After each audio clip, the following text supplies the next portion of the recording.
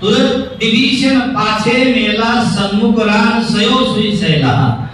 जब रावण ने विभीषण के ऊपर वो शक्ति का प्रहार किया तो राम जी ने उसी समय विभीषण को पीछे करके अपने ऊपर उस शक्ति को ले लिया। तो राम जी को कुछ काल के लिए मूर्छा भई, क्योंकि शक्ति का प्रभाव है।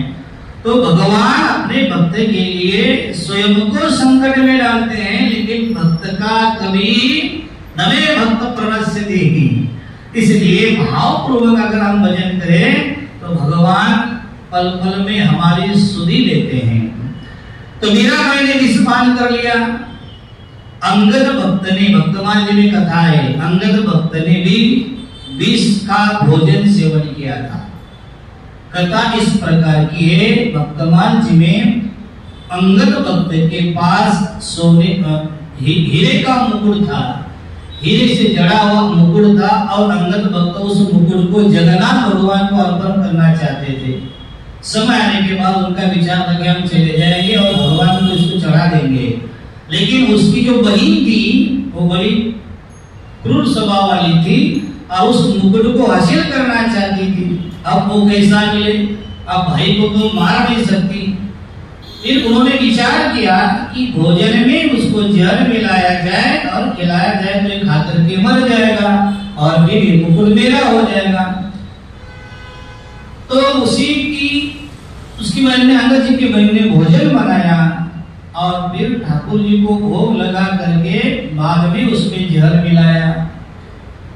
अब अंगद भक्त का एक नियम था, अपनी बहन के लड़के को साथ में लेकर वही भोजन करते थे, उनका नियम था। अब उस दिन बहन ने अपने लड़के को बाहर भेज दिया, क्योंकि वो जानती थी आज भोजन में जहर मिला हुआ है, इसलिए लड़के को आने नहीं दिया। अंगद भगत ने कहा तुम्हारे बेटे को बुलाओ, आवाज लगाई तो कही कि वो नहीं आएगा, बाद में आवाज लगाई तो लड़का तो आ गया। अब जब भोजन करने बैठा और जब भोजन करने का समय आया तो वो रोने लगी, कहने लगी भैया उस भोजन को मत खाओ, क्योंकि उसमें मैंने जहर मिलाया है, और इस लड़के को भी मत खिलाओ। तो अंगद भगत ने कहा इसको तो मैं खा ही लूंगा। एक भैया मत खाओ, इसमें जहर मिला हुआ है। तो अंगद भगत ने कहा जब ठाकुर जी को भोग लगा है तो चाहे जहर मिला हो चाहे कुछ भी हो, हम भगवा ही लेंगे। महात्मा भोग लगाने के बाद ऊपर से नमक भी नहीं लेते हैं, अपराध माना गया, उसे रामरस कहते हैं। इसलिए महात्मा की पंगत में जाओगे तो आपको रामरस नहीं मिलेगा। भोग लगा हुआ है, बस हो गया प्रसाद, उसको चाहे कम हो चाहे ज्यादा बेसी हो, हाँ वही पाइए। तो प्रसाद में किसी चीज की कोई कमी की भावना न करे, उसमें अपराध आता है। महाप्रसाद ही अन्न गनेगी, ये 6 अपराध लिखे वर्तमान में। अगर ठाकुर जी को भोग लगाने के बाद उस भोजन में अगर स्वाद में कमी आए और हम हमारे स्वाद के लिए अलग ऊपर से डाल के खाए तो प्रसाद नहीं हुआ, फिर वो तो हमारे लिए खाली अन्न हुआ, तो हमारा पेट उसमें भर जाएगा, लेकिन प्रसाद की भावना नहीं रहेगी। इसलिए भोग लगाने के बाद जैसा भी बने उसी को हमें बड़े प्रेम से ठाकुर जी का प्रसाद समझ करके पाना चाहिए। तो अंगद भगत तो पाने लगे, लड़का को तो बहन उठा के लेके चली गई।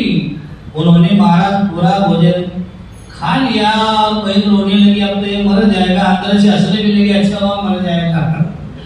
लेकिन कहते न सीम की चाप सकाई कोई तासो बर रखवार लमा पति जासो गरल सुधा रिपु करही मिताई गोपद सिंधु अनल शीतलाई गरुड़ा सुमेरा रैन समताई राम कृपा कर चितवा जाई। गरल सुधा माने अमृत, गरल माने विष भी अमृत बन जाता है। जो राम नाम जपता है उसके लिए विष भी अमृत का काम करता है।